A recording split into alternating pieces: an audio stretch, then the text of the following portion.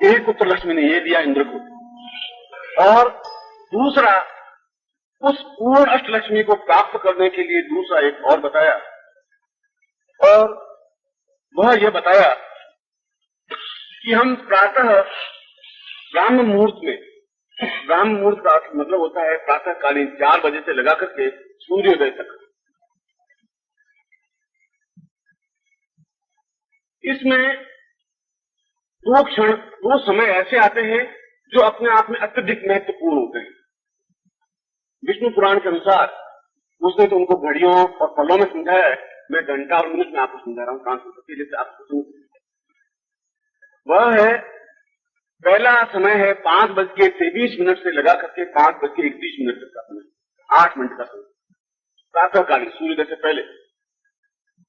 5:23 से 5:31 का एक समय, और दूसरा समय उन्होंने लिखा है 5:48 से लगा करके 5:59 तक, 6 मिनट 1 मिनट। 5:48 से लगा करके 6 बजे तक, या 6 बजे 1 मिनट कम तक, 5:59 तक।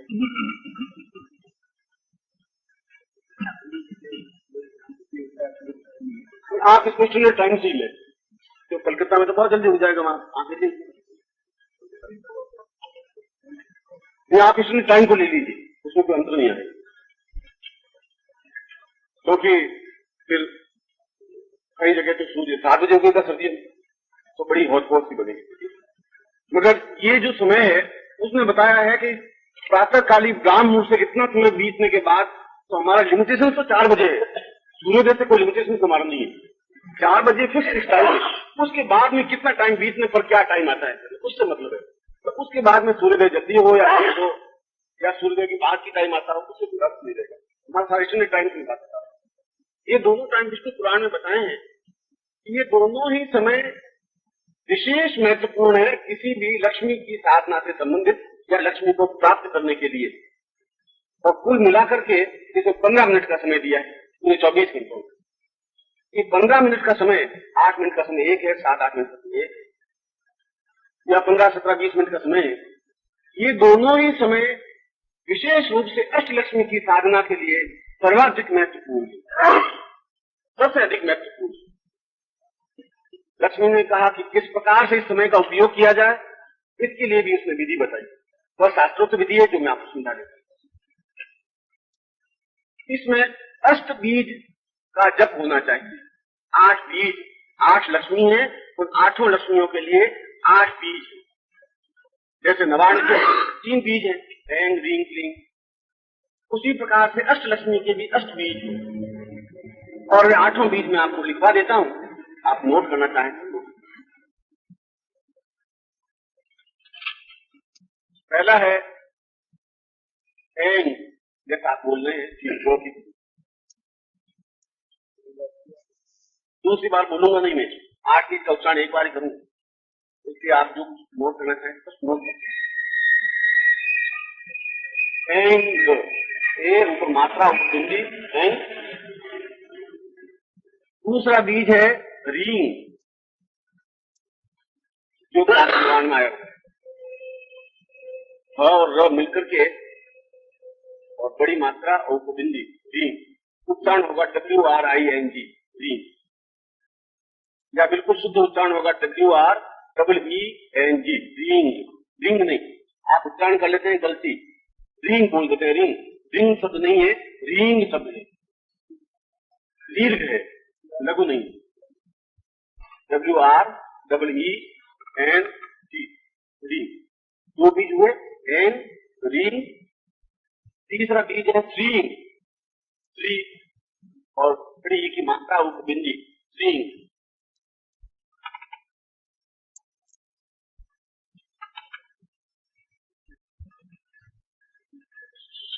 चौथा बीज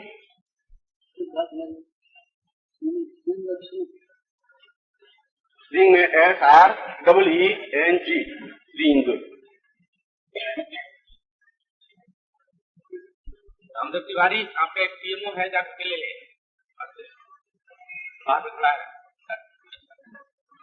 तो लक्ष्मी साधना का फल आप देख सभी के टीम हुए हम अभी साधना फूल हो रही है। चलिए इतनी बहुत ज्यादा मुंह नहीं। 3 बीज बताए मैंने। चौथा बीज अष्टलक्ष्मी बीज का चौथा बीज है उम, छोटा ऊ ऊपर बिंदी उम, HOOM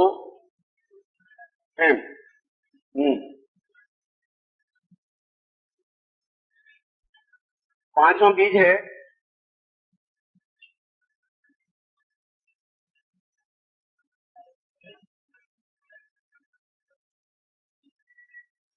यम। पहली बार यहां म की ध्वनि आई है, अभी तक सब ग की ध्वनि है। यम में य ऊपर बिंदी में आगे म की ध्वनि आई है। आप ध्वनि पे थोड़ा ध्यान दें, क्योंकि बिना ध्वनि के बीच का सारा उच्चारण व्यर्थ हो जाएगा। YAM यम ऐसा ध्वनि आई है। उनमें भी किसमें? हाँ उम में भी म की। बाकी जो है छठा बीज आप लिखिए श्रेंग। श्र ऊपर मात्रा और बिंदी श्रेंग। श्रेंग का मतलब होता है कुबेर। श्रेंग श्रे हाँ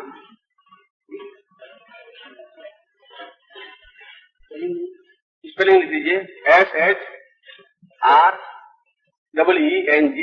श्रेंग।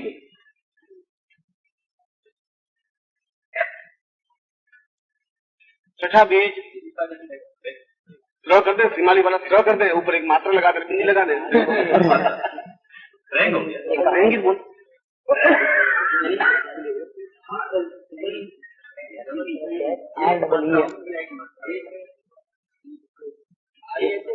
हाँ श्रेंग।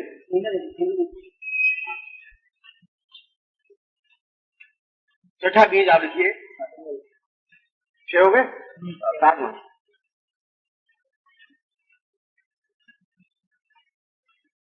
होगा जो श्रेंग किया है उसका एक और पास में लकीर कहते हैं स्ट्रॉन्ग। पास में एक लकीर, ऊपर 2 मात्राएं और बिंदी स्ट्रॉन्ग। स्ट्रॉन्ग पास में एक। आप आज सिखाना बहुत मुश्किल है। स्ट्रॉन्ग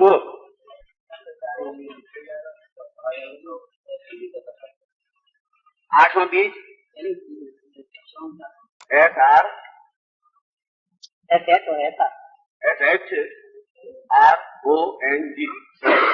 ठीक है। 8वां बीज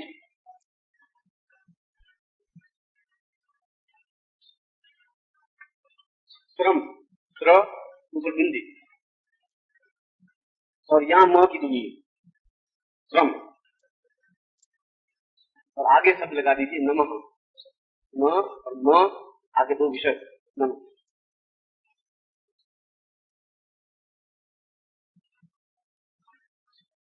और इन अष्ट बीजों के बारे में कहा है ये इतने गोपनीय से गोपनीय रखने चाहिए, ऐसा लक्ष्मी ने इंद्र को कहा है। मगर इन बीजों का विशेष फल आपको उसी टाइम में जपने पर ही मिलता है, अन्यथा आप दिन भर में जप सकते हैं, पंडितों से भी मंत्र जाप करा सकते हैं। मगर मेरी व्यक्तिगत धारणा यह है कि पंडितों से मंत्र जाप कराने से कोई लाभ मिलेगा नहीं। वो अगर लाख मंत्र जप भी लेंगे उसकी अपेक्षा यदि आप 5 मिनट भी जप लेंगे तो उसका ज्यादा लाभ है। इतना ही होगा। दूसरा प्रकार लक्ष्मी ने इंद्र को ये बताया कि इन 8 बीजों के माध्यम से अष्टलक्ष्मी को प्राप्त किया जा सकता है यदि इस विशेष मुहूर्त काल में साधक इन मंत्रों का जप करता है। स्तुति की है उच्चारण के साथ में, मन ही मन नहीं, इसमें बोलना पड़ेगा, होठों से ध्वनि बाहर निकलनी पड़ेगी। अब चाहें तो आप 15 मिनट तक मंत्र जाप कर सकते हैं, आधा घंटे तक कर सकते हैं, घंटे भर कर सकते हैं, और कुछ समय नहीं मिलते दोनों टाइम में इसका उपयोग कर सकते हैं, जो मैंने दोनों टाइमिंग लिखी। और यह भी मेरा अनुभव है कि इस प्रकार के बीजों के मंत्र जब से शाम को बिल्कुल आप लखपति नहीं बन जाएंगे, मगर आपकी आधे से अधिक प्रॉब्लम्स अपने आप सॉल्व होती रहेंगी, फाइनेंशियली या व्यापारिक उन्नति की दृष्टि से, आर्थिक उन्नति की दृष्टि से, भौतिक उन्नति की दृष्टि से। पक्ष बने। एक पक्ष आपका शक्ति की ऊर्जा का, और दूसरा इन मंत्रों के जब से भी जो ऊर्जा बनती है वह इस ऊर्जा से मिल करके, इसलिए प्रारंभ में वह प्राणायाम वह भस्त्रिका करके जब आपका शरीर चेतनी हो तब इस मंत्र का जाप करें। 4 बजे इस मंत्र का जाप नहीं कहा है, 5 बजे के बाद में, क्योंकि वो 1 घंटा आपको मिल सके। शायद उसका एक मंत्र ये रहा होगा कि जब आप बिल्कुल पूर्ण साधक बन जाए तब इस मंत्र का उपयोग करने पर लाभ होता है। ब्राह्मण से लाभ इसलिए नहीं होता है तो सीधे बैठ करके मंत्र जाप कर लेते हैं, उनमें खुद में न शक्ति पैदा होती है, न शक्ति पूर्ण हो सकती है, न मंत्रों से न शक्ति से बीज का संपुटित हो सकता है, तो वाइब्रेशन नहीं होती। इसलिए इन दोनों का क्रम समझाया है कि आप स्वयं अपने आप को शक्ति प्राप्त करके फिर इन बीजों का उपयोग करें या इसका मंत्र जाप करें। इसके लिए जो नित्य नैमित्तिक जो साइड पॉइंट्स हैं वे 5 पॉइंट हैं। पहला पॉइंट, सफेद आसन बिछा हो, क्योंकि लक्ष्मी श्वेत वसना कही गई है, सरस्वती और लक्ष्मी। सफेद आसन बिछा हो, सफेद या पीली धोती पहनी हो, उत्तर दिशा की तरफ आपका मुंह हो, रक्त का दीपक हो, और क्रोध मोह आदि वर्जित हो, क्रोध और मोह से वर्जित हो, बिल्कुल शुद्ध सात्विक शांत हो आपको। ये 5 क्रम उसके साथ। यह हुआ अनुष्ठान का प्रकार, वह हुआ आत्मिक चेतना का प्रकार, दूसरा हुआ अनुष्ठान का प्रकार जिसके माध्यम से लक्ष्मी को स्थिर किया जाता है। लक्ष्मी रोज आपने मान लो 1000 रुपए कमाए, फिर 1000 रुपए खर्च हो गए, और साल भर के बाद बैलेंस आपने हिसाब लगाया तो हिसाब लगाया कि मैं 30 लाख रुपए कमाए और 30 लाख रुपए खर्च कर दिए। इसका मतलब साल भर में आपने कुछ नहीं किया। लक्ष्मी कमाई तो जब जरूर, मगर स्थिर नहीं हो पाई, इसलिए स्थिर लक्ष्मी की जरूरत। और यह मंत्र जब यदि स्फटिक या कमल गट्टे की माला से हो तो ज्यादा श्रेष्ठ है, क्योंकि कमल लक्ष्मी का आधार है, कमल बसना है, कमल में बैठती है। अब कुछ नहीं हो आप सीधे ही मंत्र जा सकते हैं, कुछ नहीं, 1 गट्टे की माला हो या हो या बिना माला के भी जप सकते हैं, मगर माला हो तो इन दोनों मालाओं का प्रयोग है। और तीसरा और महत्वपूर्ण और प्रयोग लक्ष्मी ने इंद्र को समझाया कि जिससे तुम अपने साम्राज्य को अखंडित कर सको और अष्ट लक्ष्मी को आप अपने घर में स्थापित कर सको, जिससे कि तुम श्रेष्ठ बन सको, वह लक्ष्मी ने तीसरा प्रकार बताया है जो व्यापारियों के लिए और एक्टिव व्यक्तियों के लिए ज्यादा उपयोगी। एक तो ऐसा है कि जिसका बैंक बैलेंस है, घर में बैठा है, पैसा आ रहा है, बस वह तो अनएक्टिव पॉइंट हुआ। एक्टिव पॉइंट का मतलब है कि आप नौकरी कर रहे हैं, व्यापार कर रहे हैं, भाग दौड़ कर रहे हैं। तीसरा प्रकार कि आप पूर्णतः भस्त्रिका प्राणायाम शक्ति के माध्यम से और त्राटक के माध्यम से अपने आप को पूरा चार्ज करें। पहले ये श्लोक की व्याख्या समझा रहा हूं, मैं हिंदी बता रहा हूं, मगर वो श्लोक मेरे मानस में है, उन श्लोकों की पूरी व्याख्या करता हुआ समझा रहा हूं। पूर्णतः आप अपने आप को पूरे शरीर में चार्ज करते रहें, और उसके बाद में आप अपने अंदर इन 8 बीजों को समावेश करें, यानी अंदर ही 8 बीजों का गुंजन करें। दूसरा प्रकार तो मैंने बताया है कि मंत्र जाप करें तो आप बोल करके करें, मैंने ये बताया है।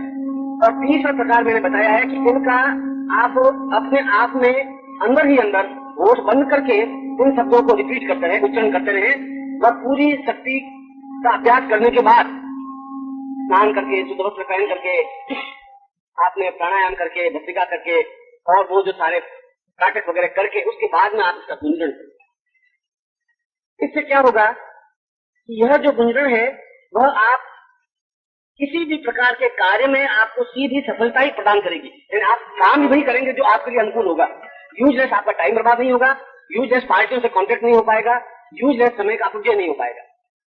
यदि मुझे मिलेंगे तो वही व्यक्ति मिल पाएंगे जिससे हमारा काम हो पाएगा, उन्हीं व्यक्तियों से हम कॉन्टेक्ट कर पाएंगे जिन व्यक्तियों से होना चाहिए, क्योंकि वह कंप्लीट एक वाइब्रेशन आपको दे पाएगा, आपके पूरे मानस को, आपके शरीर को, आपके चिंतन को।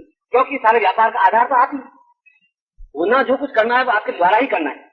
इसलिए आप स्वयं अपने आप में उन बीजों को शरीर में समावेश कर सके, गुंजन कर सके। और गुंजरण का मतलब है कि आप उन शब्दों को मन में बोले, होठों से बाहर नहीं निकाले। तीसरी बात, उसके लिए कोई टाइम निर्धारित नहीं है।